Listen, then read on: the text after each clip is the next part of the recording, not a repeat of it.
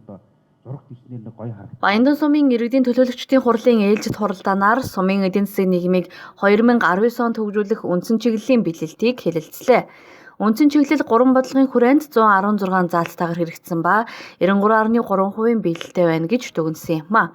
Зарим үр дүнгээс дурдвал 2019 оны жилийн эцсийн байдлаар тус суманд 230 мянга орчим толгойн бол үйлдэж байгаа нь өмнөх оноос 14.4% өсөлттэй байна.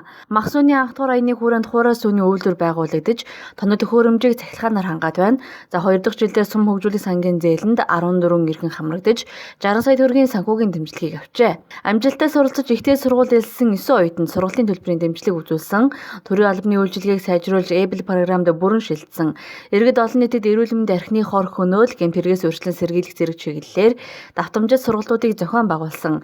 Иргэдийн дундах өвчлөл 39.8%-аар буурсан байна. Сургуулийн өмнөх боловсролын хамран сургалт 93.7% хүрсэн ба эсэлтийн ерөнхий шалгалтын дүнгээр 14 сумдаас 5 дахь барьж жигсжээ. Сумын нутаг дэвсгэрт уул уурхайн үйл ажиллагаа явуулж буй 3 аж ахуй нэгжтэй 70 сая төгрөгийн гэрээ байгуулан ажиллаж байна. Түүнчлэн нийт 84,760.7 га талбайд хамгаалалтын бүс тогтоогдсон байна. 2019 онд 2 удаагийн урьдчилан сэргийлэх хяналт шалгалт хийж 2 аж ахуй нэгжийн үйл ажиллагааг зогсоосон. Сумын хэмжээнд ашиглалт хайгуулын 50 аж ахуй нэгжийн байгаль орчин менежментийн төлөвлөгөө гаргасан байна. 7 аж ахуй нэгжийн хайгуулын лицензийг цуслуулах саналыг зохицолтны байгууллагад хөрвүүлсэн. 3 аж ахуй нэгж цуслуулах санал мөнгө хөрвөөд байна. Цуслагдсан байна. Ашиглалтын аж ахуй нэгжүүдийн байгаль орчин менежментийн төлөвлөгөө батлуулаагүй 8 тусгай зөвшөөрлөг цуслуулах саналыг мөнгө уламжлаад байна. Усны сан бүхий газруудын хамгаалтын бүсийн хилийг тогтоох зурвал хийгдэж аймгийн иргэдийн төлөвчдийн хурлаар 19 оны 12 сарын 4-ний өдрийн хуралдаанаар дорн тамгийн хэмжээнд усны сан бүхий хамгаалтын бүх газруудыг бас мөн баталж ажиллажээ. Усны тухай хуулийн хэрэгжилтийн хяналтыг 7 аж ахуй нэгж хийснээс 1 аж ахуй нэгжийн үйл ажиллагааг зогсоож зөрчлийн тухай хуулиар 5 сая төгрөгийн торгуул тавьж бусад 4 аж ахуй нэгжүүдэд усны гэрээ байгуулан одоогоор 40 сая төгрөг төвлөрүүлээд байна. Үүнд СЖ маань гэрдэс Замбат, Ариун цайтан, Уулзгол зэрэг аж ахуй нэгжүүд байна. Энэ дэвшлийн хурлын 2019 оны 12 сарын 4-ний өдрийн 13 дахь хуралдаанаас сумын хэмжээнд нийт 26 гол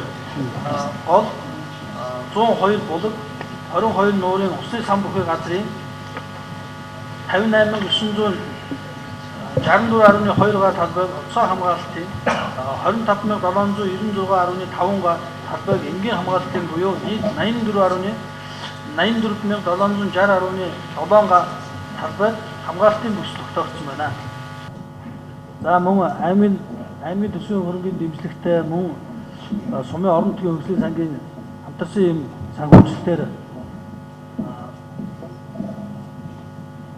дэнч хорооллын тэр цаа захад байгаа наадмын талбайн дээр орчинд байгаа айд өхөө.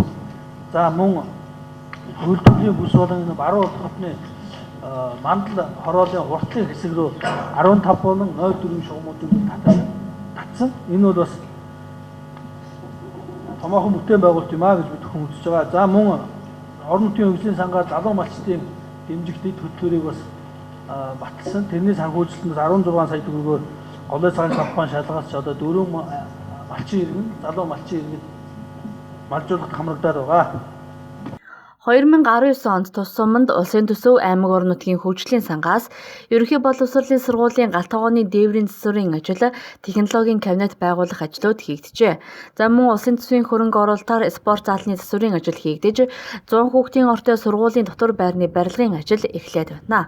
Орон нутгийн хөгжлийн сангийн дэмжлэгтэйгээр соёлын төвийн тоног төхөөрөмжийг нэмэгдүүлэх, эмнэлгийн хэрэгцээт тоног төхөөрөмж, яргаа багийн засварын ажил, тоглоомын талбай байгуулах, 2 гудамны гэрэлтүүлэг, зарим албан байгууллага гудамж талбайн гэрэлтүүлэг болон яргаа багийн бүдүүний дунд дээд булгийг хаших ажлууд хийгджээ.